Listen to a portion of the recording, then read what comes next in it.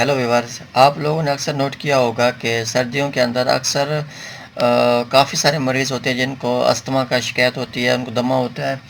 और दमा के कुछ अलामात इस तरह से होते हैं कि उनको खांसी होती है, या वो जब सांस ले रहे होते हैं एक सीटी सी पैदा हो रही होती है, या ये होता है कि उनको सांस के अंदर एक किस्म की दुश्वारी हो रही होती है।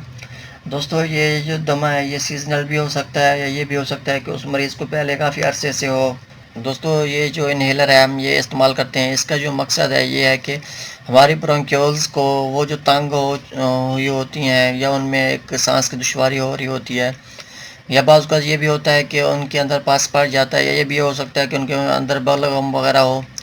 तो दोस्तों, जब ये हम इस्तेमाल करते हैं तो इसने हमारे ब्रोंक्यूल्स को एक सम से डायलेट कर देना है, यानी खुला कर देना है, ताकि वो जो बलगम वगैरह है वो पास आउट हो जाए, वो रास्ता क्लियर हो जाए, ताकि वो सांस की जो दुश्वारी है वो ख़त्म हो जाए।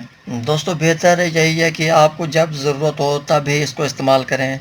ये ज़रूरी नहीं है कि बिला वजह दिन में 2 बार 3 बार इसको इस्तेमाल किए जा रहे हों, जबकि आप उस वक्त आपको किसी भी किस्म के कोई अलामात वगैरह भी ना हों। दोस्तों, अगर हम इसकी डोज़ की बात करें, आप दिन में 2 पफ तक इस्तेमाल कर सकते हैं। पफ से मुराद ये है कि आप 2 बार इसको प्रेस कर सकते हैं और आप इन्हेल कर सकते हैं।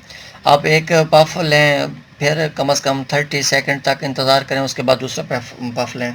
दोस्तों, अगर आपको ज़रूरत है, आपकी हालत ख़राब है मौसमी लिहाज से, तो आप इसको दिन में 3 से 4 बार भी इस्तेमाल कर सकते हैं, और 10 पफ तक भी आप ले सकते हैं।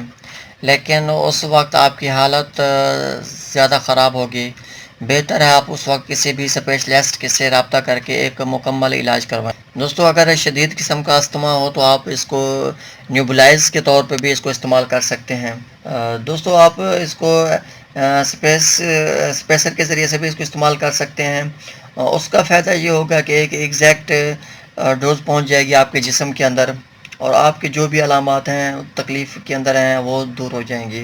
दोस्तों, इसकी अगर हम साइड इफ़ेक्ट की बात करें तो कोई ऐसा सच साइड इफ़ेक्ट नहीं है, लेकिन 100 में 1-2 बंदे को कोई साइड इफ़ेक्ट ज़ाहिर भी हो जाते हैं, जिनकी अलामात इस तरह से हैं, जैसे हमें महसूस हो रहा होता है कि पेशेंट शेकिंग हालत में है, या उसका बीपी हाई है, या ये भी हो सकता है कि उसका सर दर्द कर रहा हो। दोस्तों, आपको अगर मेरी ये वीडियो अच्छी लगे तो काइंडली मेरे वीडियो को लाइक और शेयर कर दें, मेरे चैनल को सब्सक्राइब कर दें। शुक्रिया, अल्लाह हाफ़िज़।